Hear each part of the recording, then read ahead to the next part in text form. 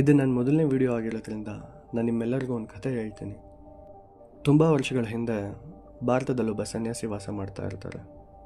ಆ ಸನ್ಯಾಸಿ ಎಲ್ಲರ ಪ್ರಾಬ್ಲಮ್ಗೂ ಸೊಲ್ಯೂಷನ್ ಹೇಳ್ತಾ ಇರ್ತಾರೆ ಮತ್ತು ಲೈಫ್ ಹೇಗೆ ಲೀಡ್ ಮಾಡಬೇಕು ಅನ್ನೋ ಸಜೆಷನ್ ಕೂಡ ಕೊಡ್ತಾ ಇರ್ತಾರೆ.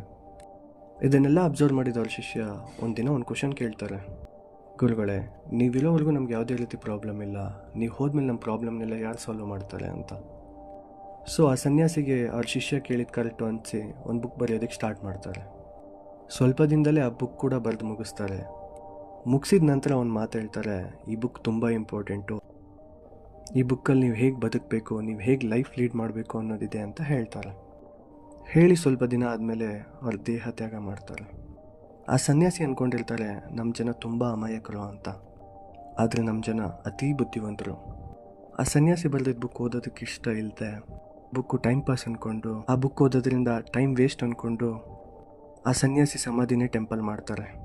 ಆ್ಯಂಡ್ ಆ ಟೆಂಪಲ್ ಮುಂದೆ ಹೋಗ್ಬಿಟ್ಟು ಇವ್ರ ಪ್ರಾಬ್ಲಮ್ಸ್ ಎಲ್ಲ ಹೇಳ್ಕೊತಾ ಇರ್ತಾರೆ. ಆದರೆ ಸನ್ಯಾಸಿ ಇಲ್ಲಿ ಸ್ವರ್ಗದಲ್ಲಿ ವೆಯ್ಟ್ ಮಾಡ್ತಾ ಇರ್ತಾರೆ, ಭಾರತದಿಂದ ಒಬ್ಬರು ಬರಲ್ಲ. ಏನಾಯಿತು ಅಂತ ನೋಡೋದಕ್ಕೆ ಸನ್ಯಾಸಿ ವೈಲ್ಡ್ ಕಾರ್ಡ್ ಎಂಟ್ರಿ ತೊಗೊಂಡು ಭಾರತಕ್ಕೆ ಬಂದು ನೋಡ್ತಾರೆ. ಅವರ ಸಮಾಧಿ ದೊಡ್ಡ ಟೆಂಪಲ್ ಆಗಿರುತ್ತೆ. ಆ್ಯಂಡ್ ಅವ್ರು ಬರೆದಿದ್ದ ಬುಕ್ ಹುಡುಕ್ತಾರೆ. ಆ ಬುಕ್ಕು ಮ್ಯೂಸಿಯಮಲ್ಲಿ ಇಡೋ ಥರ ಸಮಾಧಿ ಮುಂದೆ ಇಟ್ಬಿಟ್ಟು ಪೂಜೆ ಮಾಡ್ತಾ ಇರ್ತಾರೆ. ಸೊ ಆ ಸನ್ಯಾಸಿಗೆ ಅರ್ಥ ಆಗುತ್ತೆ ಇವ್ರನ್ನ ಚೇಂಜ್ ಮಾಡೋದು ತುಂಬ ಕಷ್ಟ ಅಂತ. ಆಗ ರಿಟರ್ನ್ ಆ ಸನ್ಯಾಸಿ ಮತ್ತೆ ಸ್ವರ್ಗಕ್ಕೆ ಹೋಗ್ತಾರೆ. ನಿಮಗೀಗಲೂ ಅನ್ನಿಸ್ತಾ ಇದೆಯಾ ನಾನು ಕತೆ ಹೇಳ್ತಾ ಇದ್ದೀನಿ ಅಂತ? ಇದು ಕತೆ ಅಲ್ಲ, ನಮ್ಮೆಲ್ಲರ ವ್ಯಥೆ. ಯಾಕಂದರೆ ಈ ಕಥೆಯಲ್ಲಿ ಬರೋ ಸನ್ಯಾಸಿ ಕೃಷ್ಣ ಆದರೆ, ಈ ಕಥೆಯಲ್ಲಿ ಬರೋ ಬುಕ್ಕು ಭಗವದ್ಗೀತೆ ಆದರೆ, ಕಥೆಯಲ್ಲಿ ಬರೋ ಜನಗಳೇ ನಮ್ಮ ಭಾರತದ ಸತ್ ಪ್ರಜೆಗಳು.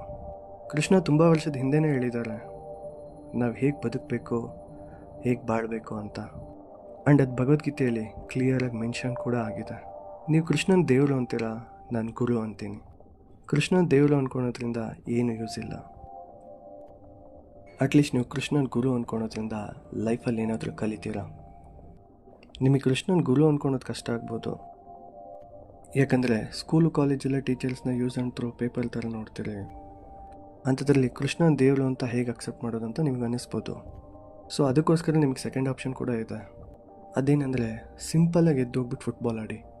ಯಾಕಂದರೆ ಸ್ವಾಮಿ ವಿವೇಕಾನಂದ ಹೇಳ್ತಾರೆ, playing football is better then reading Bhagavadgita ಅಂತ. ಇದರ ಅರ್ಥ ಫುಟ್ಬಾಲ್ ಆಡೋದು ಭಗವದ್ಗೀತೆ ಓದೋದಕ್ಕಿಂತ ದೊಡ್ಡದು ಅಂತ ಅಲ್ಲ. ಅಟ್ಲೀಸ್ಟ್ ನೀವು ಫುಟ್ಬಾಲ್ ಆಡಿದ್ರೆ ನಿಮ್ಮ physical and mental strength build ಆಗುತ್ತೆ. ಆ್ಯಂಡ್ ನೀವು ಭಗವದ್ಗೀತೆ ಚಾಪ್ಟರ್ 6 ವರ್ಸ್ 10 to 14 ನೀವು ಓದಿದ್ರೆ ಫಿಸಿಕಲ್ ಆ್ಯಂಡ್ ಮೆಂಟಲ್ ಸ್ಟ್ರೆಂತ್ ಎಷ್ಟು ಇಂಪಾರ್ಟೆಂಟು ಅಂತ ನಿಮಗೆ ಗೊತ್ತಾಗುತ್ತೆ. ಒಂದು, ಕೃಷ್ಣ ದೇವರಲ್ಲ ಗುರು ಅಂತ ಅಕ್ಸೆಪ್ಟ್ ಮಾಡ್ಕೊಳ್ಳಿ. ಆ್ಯಂಡ್ ಭಗವದ್ಗೀತೆ ಬರೀ ಬುಕ್ಕಲ್ಲ, ಅದು ಓದಿ ಅರ್ಥ ಮಾಡ್ಕೊಳೋದು ನಮ್ಮೆಲ್ಲರ ಹಕ್ಕು ಅಂತ ತಿಳ್ಕೊಳ್ಳಿ. ಇಲ್ಲಾಂದರೆ ಎರಡನೇದಾಗ ಅಟ್ಲೀಸ್ಟ್ ಫುಟ್ಬಾಲ್ ಆದರೂ ಆಡಿ. ನೀವು ಫುಟ್ಬಾಲು ಆಡಲಿಲ್ಲ ಅಂದರೆ ನೀವು ಬೇರೆಯವ್ರ ಲೈಫಲ್ಲಿ ಫುಟ್ಬಾಲ್ ಆಗೋಗ್ತೀರ.